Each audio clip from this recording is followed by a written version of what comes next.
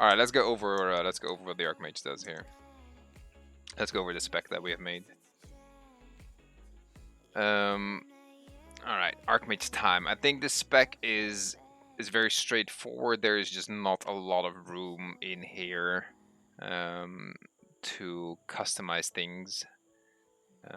Like you could maybe not pick up the passives at the bottom here, but it's still like we are glass cannon, and you know this does give us some resist, some constitution. I feel like you kind of need that, and paired with the fact that our hotbar tray is kind of full, there is no more room for spells anyway, right? So you just start off with freezing blast, which you know you kind of have to start off with. Then take the passive node down here. You take Frost Armor. I always like Frost Armor, just buffing up in between fights. It gives a little bit of armor for a couple hits early on. It's not the worst thing in the world, right? Some more passive stats in there. Free Weaving is not a skill that I have on my hotbar because I don't have room for it. It's very situational. Could be good, but I just don't have the room for it. But we need it for the ice storage cap, and we need it to be able to equip a focus gem. Yeah, let's just go over what the focus gem does right away when we're there anyway. So every time you hit, you have a chance of creating ice. Depending on what kind of focus gem it is, it will make that sort of ice. And if we scroll like down here somewhere, there should be an ice formation chance, which scales with your intellect. So with like 200 int, you have like 13% base chance. And then it adds a little bit of chance from here. So obviously if you get a crafted focus gem, it will be a lot higher. I think I have like epic gems with 14-15% chance on live servers. So then you're like up to 30%-ish. Could get a little higher obviously with a good vessel and a good craft, but yeah. 1 in 3 hits that make random ice is pretty good. Well, not random ice. It makes frigid ice, but it does it randomly. Alright, let's go back to the spec. So more stat points here. Intellect, good. Crystal Lance is amazing. It is our executability with 2 hits, right? 2 hits of executing and damage. It is awesome. More passive in there. Some bitter cold reduces enemy ice resist when they get hit by the frigid ice. We have our Shatter Storm here, which is awesome AoE. And if we make ice during the Shatter Storm, it turns into volatile ice, which is less relevant for the Archmage, more relevant for the Frost Guard, but yeah. Then promotion to the Archmage class. If we make Volatile Ice Weave, it explodes twice as fast and it reduces the anti-crit strike from enemies. This also works if we just make Volatile Ice with the Shatter Storm. We don't have to actually weave it. Crystal Lance we can execute at 45% already. And cooldown is down, and Shatter Storm makes randomly volatile ice on hit. I'm not so sure how the interaction between the random volatile ice and the frigid ice works. I don't know if they both have a chance to spawn or if it is literally just the one, but we can find that out in a little bit. Cold Stare passive, so we get 2% crit for each of our icicles that we have stored to a max of 5, and when we lose them, we lose the crit. When we lose them all, we lose the crit. We can go down to 1 and we still have 10% crit, but if we spend the last one, then we lose it, so we have to replenish at that point. And then the Death Shard is our damage over time, and it has some upfront damage too when we apply it, so pretty good. If you apply this on somebody that is already inflicted with Frostbite, it automatically crits.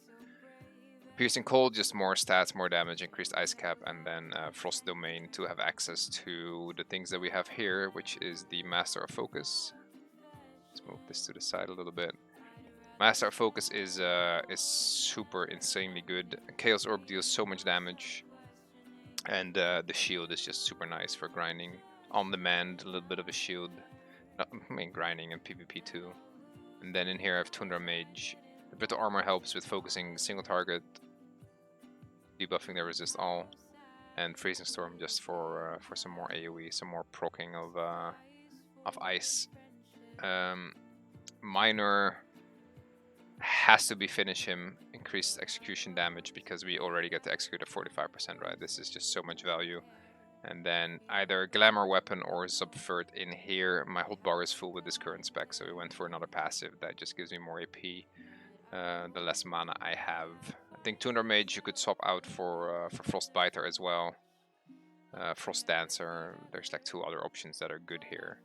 Whatever you prefer, but I think the rest is pretty set in stone for this build over here.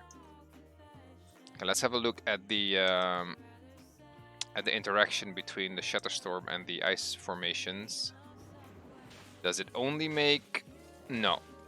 It makes both frigid and volatile ice. Because the snare is from the frigid and the other AoE explosion you saw is from the volatile, so it actually makes both of them. If we put it down and we make some icicles ourselves in here, they turn into volatile and instantly explode as well. So we can just put ice on the floor, which does nothing by itself. We can pick them up to refill our ice storages. So if I spend 1 for frost armor, I pick it up, my ice storage gets replenished. Other than that, they don't really do anything. I can turn them into frigid ice with my freezing wave, and then they stay here for like what, 15 seconds as a trap. If somebody stands on them, they explode. Or if I'm casting them during the Shatterstorm like we just showed, they will turn into volatile ice, which explodes and debuffs their crit chance.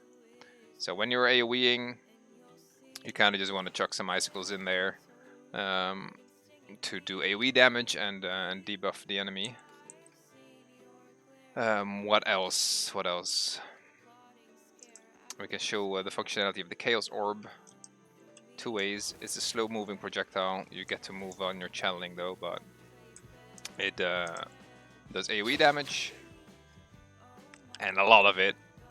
Because it is so slow-moving, if you angle it differently at these target dummies, it will hit them twice, right? So if we do it with this angle, it's probably going to hit them twice. That's 1, that's 2. So imagine how devastating that is through a group of moving targets, or even if they're pulling back, right? The orb keeps traveling. They could get hit more often. There is a cap though on number of hits that we get to accomplish with this one, which is 5 hits. After 5 hits, it's done, and you cannot hit an enemy more than twice. And it cannot crit, which makes sense because the damage is absolutely insane. Like, I have no gear on here. If we just look at our damage values, like that was a crit, 300 damage crit, 300 damage hit. We're doing like 200 something, like that's like our average damage with this gear.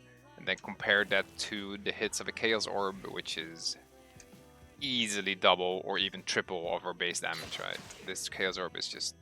I expect it to get nerfed by a lot because of how ridiculously strong it is right now. And it has such a low cooldown. It is a little insane, but you know, there it is. So how do we play this Frostweaver? Generally, you're just standing in a good position. You keep your range. You want to get some ways of increasing your auto attack range with the gear and with the vessel and buffs and whatever you can do, because yeah, we're glass cannon and all, right? So you just want to get a good position to apply some pressure, either with just auto attacking, because that also gets to spawn the frigid ice. Sometimes, there we go. Yeah, my proc chance is a little low right now, but it's always a good filler. But we have very short cooldowns, so we don't have to auto attack too much. Generally, how I open up is applying the frostbite on my first target. So it starts ticking away. It debuffs the enemies, and when I apply it again on the same target, it will always crit as long as it is affected by frostbite. So that is nice. The freezing wave is just a bit of AoE. There's no real functionality in there other than turning, you know, your passive icicles into traps. But it's still it's always good to get a lot of hits in because of the random proccing of the ice. Then you have your execute ability, which is double cast. I generally just use it in my rotation because the damage of it is fine.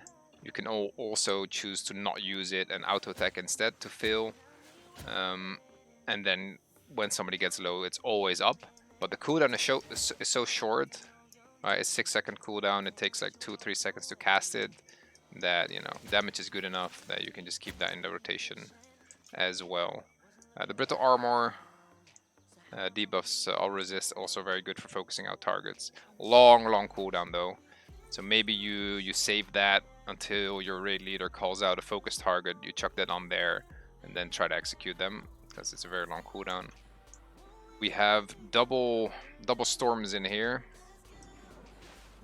One of them is our own, and one of them is from the major discipline.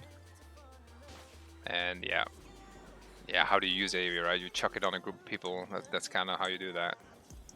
Just chuck it in there, and you have to, like, the tooltip is the same, so you have to realize, okay, which one is the freezing storm and which one is the shatter storm.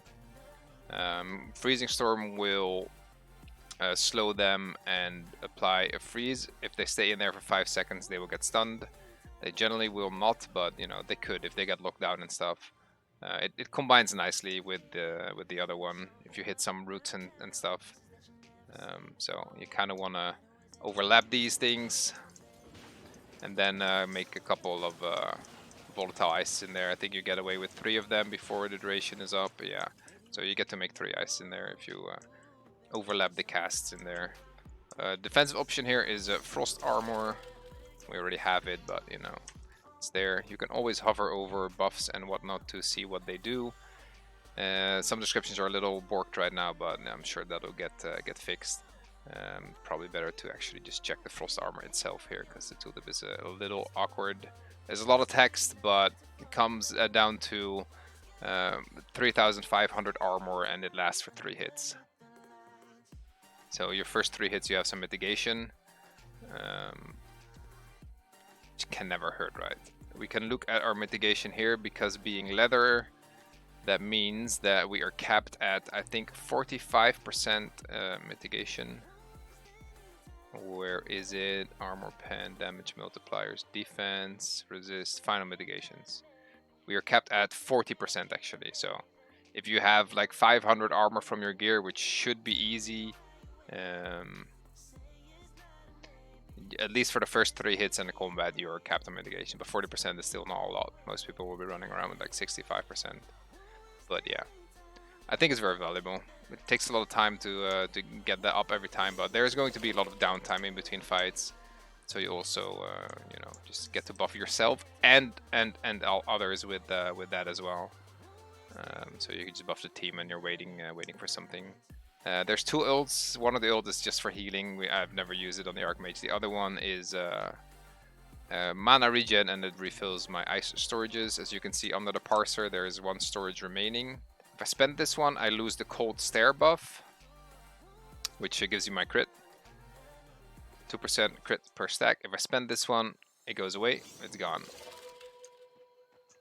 So then we get to use our ult. Generally, I will not spend the last one. I will keep that so I keep my crit up. But if we ult, then the icicles come back slowly, and our cold stare buff comes back too. Alternatively, you can just put some icicles on the floor if you don't want to ult, to pick them up and replenish your stock. That's like out of combat. I have noticed that when playing the Archmage, I ult aggressively, because you are so squishy. If you ult, you also get CC immunity and damage reduction, and it is 80% damage reduction, so use it wisely. It's very powerful, but you do want to mitigate some burst damage with that.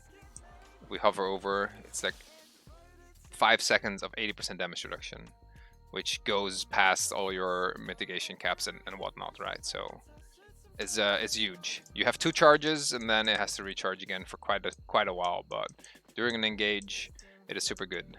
But generally, when I engage on the first time I get CC'd, I will use my ult already. Because on the engage, all the front-loaded DPS, all the burst is coming out. As soon as you get hit with the first CC, I use my ult to get out of there. The second CC, I'll just use Retaliate to get out of there. And probably on the third CC, I will use my ult again.